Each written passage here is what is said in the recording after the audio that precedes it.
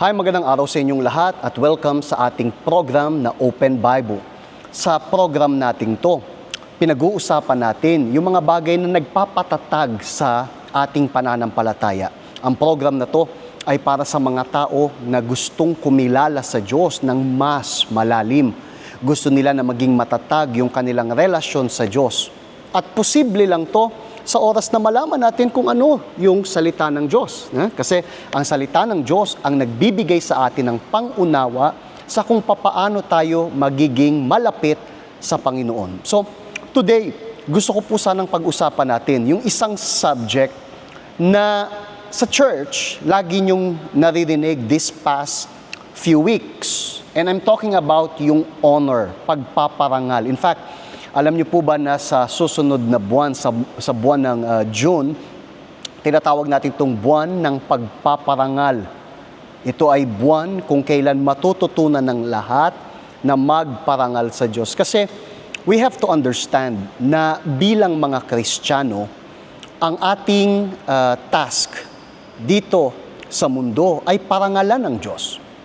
Yes, hindi po sapat yung iniisip ng iba na pupunta ka sa simbahan, aatin ka sa isang service, and then yun na yun. No, ang pagiging Kristiyano ay higit pa dyan.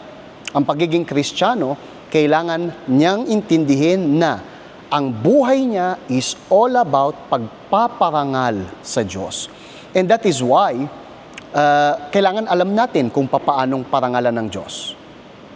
Kailangan alam natin kung paano tayo dapat mamuhay na nagdadala ng karangalan sa Diyos. At napaka-importante nito. Kasi ang Diyos ay worthy. Okay? Ang Diyos ay karapat-dapat na parangalan. And not only that, hindi lang dahil sa karapat-dapat siyang parangalan kasi siya yung Panginoon. Not only that, as well as sa Biblia, pag binasa niyo yung salitang pagpaparangal, makikita niyo na kung paano natin itrato ang Panginoon. Yun din ang pagtatrato niya sa atin. In fact, babasahin ko sa inyo today. Mababasa niyo sa screen as well. Yung nakasulat sa 1 Samuel, sa chapter 2, babasahin natin yung verse 30 at maiintindihan ninyo kung ano yung sinasabi dito. Okay?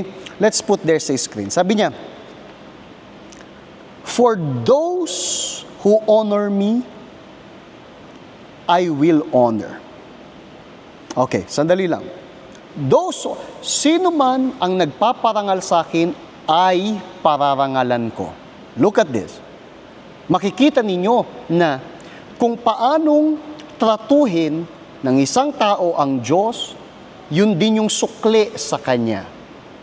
So, kung pinaparangalan ko ang Diyos, yung Diyos pararangalan ako dahil sa yun ang effect, okay? Yun ang consequence ng pagpaparangal ko sa Kanya.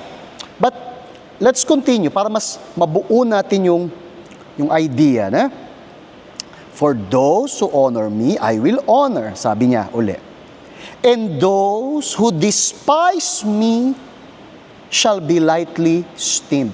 Pero sino man ang nagtatakwil sa akin, ay pababayaan ko, sabi sa Tagalog. Tingnan nyo, sino mang nagpaparangal sa akin, pararangalan ko. Pero sino man yung nagtatakwil sa akin, pababayaan ko. Very interesting, isn't it? Kasi iniisip natin na ang Diyos, merong picture yung mga tao, maraming tao, patungkol sa pag-uugali ng Diyos, na parang ang Diyos ay naghahabol sa atin, you know? Kapag yung tao ay tumalikod sa Diyos and then inalis, binaliwala yung Diyos. So yung Diyos ay parang yung napapanood natin sa mga teleserye, mga novela na naghahabol doon. Please, wag mo kong iwan. Nakaluhod, wag mo kong iwan. Gagawin ko ang lahat, wag mo kong iwan. Something like that. But ang tanong ay, ganun kaya ang Diyos? Yun kaya yung ginagawa ng Diyos? No, hindi yun ang ginagawa ng Diyos. Ang Diyos, my friend, pinararangalan niya ang nagpaparangal sa Kanya, pero pababayaan ang nagtatakwil sa Kanya. Hindi dahil sa hindi sila mahal ng Diyos. Hindi dahil sa walang pake ang Diyos. No, it's just that you need to understand na bawat attitude natin ay merong consequence. And ito yung nag-i-explain kung bakit maraming tao, ang feeling nila parang ang layo nila sa Diyos. Hindi dahil sa lumalayo ang Diyos sa kanila. No. Yun ay dahil sa sila mismo ang lumalayo sa Kanya. Pag ikaw ay lumayo sa Diyos, pag ikaw ay nag-decide, pumili na mamuhay ng malayo sa Kanya, walang magagawa yung Diyos kundi, pabayaan ka. Hindi ba yan yung nangyari actually doon sa prodigal son? Sa prodigal son, which by the way, sa darating na linggo, mga pag-uusapan natin yan. Sa Tagalog, yung ligaw na anak, alibughang anak, ligaw na anak. Anong nangyari sa istoryang yon? May dalawang anak yung lalaki. Okay? Yung isa sa kanila, anong ginawa? Sinabi, tay, ibigay mo sa akin lahat ng mana ko. Buhay pa yung tatay niya. Buhay pa yung tatay niya, kinukuha na yung mana. Tinan nyo, kabastusan, walang respeto. Walang respeto. Hindi pinaparangalan yung ama. You see? Ibigay mo sa akin lahat ng mana ko, alis na ako. Anong ginawa ng ama? Binigay. Kasi hindi mo naman mapipilit yan, di ba? So binigay niya. And what happened? Umalis yung bata, namuhay, sabi sa English, wild living. And then nandun siya ngayon. Nandun, right? Kung ano mga pinagagawa. Now, nung naubos na lahat ng meron siya, sabi sa Biblia, dumating yung tagutom, walang pagkain ngayon, right? Ubos na yung pera, nawala na yung mga kaibigan niya. Mag-isa na lang siya ngayon. Ngayon, nagdurusa siya. Sabi sa Biblia na kumuha siya ng trabaho na mag-alaga ng baboy. Now, doon sa pag-aalaga ng baboy, gusto niya sanang kainin yung kinakain ng baboy, pero hindi pwede kasi hindi kanya yon. Sa baboy yon.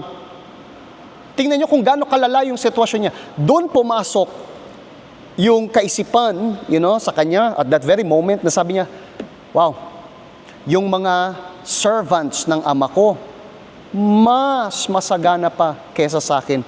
Ako, tinan mo, nandito nagsasuffer. You know what? Gagawin ko? Babalik ako sa tatay ko.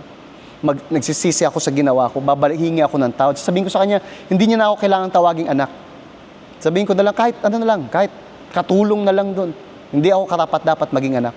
Pero mas maganda pa rin yun, kesa naman mamuhay ng malayo. So, umalis siya sa lugar na yon, pabalik sa tatay niya, and what happened? Sabi sa kwento ni Jesus, malayo pa lang siya, nakita na siya ng ama. And then, tumakbo yung ama, niyakap siya, binigyan ng singsing, nilagyan ng sandalyas, tuwang-tuwa, hinalikan siya, gumawa yung tatay ng celebration para sa anak niya. Bakit? Kasi nanumbalik yung anak niya. You see, yung tatay, gusto niya bang i-rescue yung anak niya? Gusto niya. Pero hindi siya naghabol. Yun yung sinasabi ko kanina. Di ba? Hindi siya naghabol. Kasi kanya-kanyang desisyon yan. Nasa sayo kung pararangalan mo yung Diyos o hindi. Kapag pinili mo na tumalikod sa Diyos, anong magagawa ng Diyos? Kundi pabayaan ka sa desisyon mo. Yun yung sinabi niya, pababayaan ko. Yung nagtakwil sa akin, pababayaan ko. Bakit? Kasi desisyon mo yan. And how many people are suffering? Hindi dahil sa pinaparusahan sila ng Diyos, but because tinalikuran nila yung Diyos. But one thing is sure, habang may oras pa, kung ikaw ay babalik sa Diyos, at magsisimulang mag-honor sa Kanya, pararangalan ka rin ng Diyos. Tulad ng ginawa niya dun sa bata. Nung bumalik, niyakap na, malayo pa, niyakap na ng ama. Right? Sinalubong ng ama, niyakap niya. Kasi ang Diyos hindi naman nagtatabi ng sama ng loob.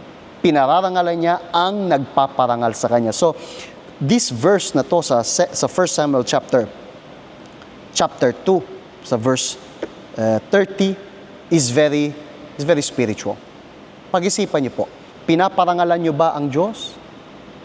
Pag-isipan niyo yung mabuti. Kasi kung pinaparangalan niyo yung Diyos, paparangalan ka rin niya sa buhay mo. Alright? Gusto ko pong gumawa ng isang short na prayer bago tayo magtapos ng program natin. Please, ipikit niyo po yung mga mata niyo in Jesus' name. My Lord, nagpapasalamat ako sa revelation na binigay mo sa amin this afternoon. And I believe, my Father, na yung mga anak mo ay tumanggap ng revelation babago sa buhay nila. I pray para doon sa mga na-touch ng message na to at gustong manumbalik sa iyo. Gusto ka na nilang parangalan. Please, my Father, honor them. Rescue them. Ibigay mo sa kanila yung tsansa na natanggap ng batang yun para magbalik loob sa'yo. Panginoon, yung mga nagpaparangal naman sa'yo, parangalan mo rin. Itaas mo sila, ipakita mo sa kanila na ikaw ang Diyos ng pagbabago, ikaw ang Diyos ng himala. In the name of the Lord Jesus Christ. Amen. Aligado. My friends, all of you are blessed. Gusto ko lang pong ipaalam sa inyo dalawang bagay. Number one, bukas, merong special na event, yung VYG sa buong bansa. Okay? Dito sa Pilipinas. Yung pagbabagong espesyal. Kailangan ng maraming kabataan ng pagbabagong espesyal. Isang pagbabagong Diyos lang ang pwedeng gumawa. So, lahat ng kabataan, lahat ng branches, I believe sila ay nandito. So, pumunta kayo, alright? May mga anak kayo, dalhin nyo rito para nang sa ganon, makasali sila sa event ng VYG. Ang oras noon ay 5 o'clock daw. 5 o'clock yung event na pagbabagong espesyal. Andito ako sa church natin sa Cubao. Kayong lahat ay welcome na magpunta this coming bukas, okay, sa pagbabagong espesyal sa VYG and sa Sunday as well. In fact, let me show sa inyo. Yung church, I don't know if you can see me here. Can you see me or not? I think you can see me, isn't it? Yeah, let me come here. Yung church natin, okay, yung church natin ay nandito. Let me see. Can you follow me? Okay. Andito yung church natin. You see, malaki yung church natin dito sa Cubao. So, dito sa church, sa Sunday, meron tayong service alas 10 ng umaga, yung main service. Make sure na kayo ay makapunta para sa main meeting na to. Alright? Kasama natin si Bishop. 7 o'clock meron tayong Tagalog service. Makakasama ninyo ako. Pero 10 o'clock yung main service. Dapat kayo magpunta ng main service para matanggap mula sa lingkod ng Diyos, yung mensahe mula sa Diyos na magbe-bless sa inyo. Ito yung church, yung isa sa mga upuan na to ay para sa inyo. Alright? Pagpalain po kayo ng Diyos at magkita-kita tayo sa mga darating na araw bukas or sa Sunday. Bye-bye. The Universal Church is also online. Connect with us on our social media accounts. Be updated on our Facebook page. Watch us on YouTube.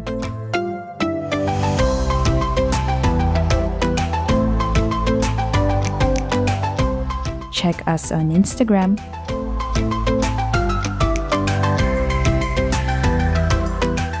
And if you want to know more, visit our website.